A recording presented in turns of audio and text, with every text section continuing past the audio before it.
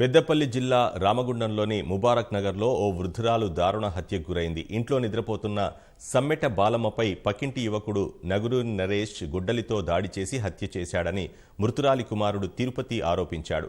అమ్మను కాపాడుకునే ప్రయత్నం చేసినా లాభం లేకపోయిందని రోధించాడు.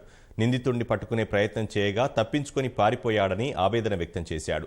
హత్య విషయం తెలుసుకున్న గోదావరి ఖని ఏసీపీ రక్షిత కృష్ణమూర్తి ఘటనా స్థలాన్ని సందర్శించి కేసు నమోదు చేసుకున్నారు. నిందితుడు నరేష్ గతంలోనూ బాలమ్మ కుటుంబంతో గొడవ పడేవాడని, దీనిపై పోలీసులకు ఫిర్యాదు చేశామని బాధిత కుటుంబం తెలిపింది. రామగుండం పోలీసులు హెచ్చరించి పంపించినా తీరు మార్చుకోలేదన్నారు. ప్రాణభయం ఉందన్న ఫిర్యాదుతో నరేష్ను పోలీసులు గ్రామ బహిష్కారం చేశారని, అదే కక్షతో దాడి చేశాడని విలపించారు. అబ్బాయికి వీళ్ళకి ఏమో పాత గొడవలు ఉంది. ఆ పాత గొడవలు మనసులో పెట్టుకొని ఈ రోజు సాయంత్రం 4 గంటలకి ఒక యాక్స్ తీసుకొని వచ్చి అప్పుడు విక్టిమ్ బెడ్ పైన పనుకుంటే వెళ్ళి యాక్స్ తోటి వాళ్ళని చంపారు.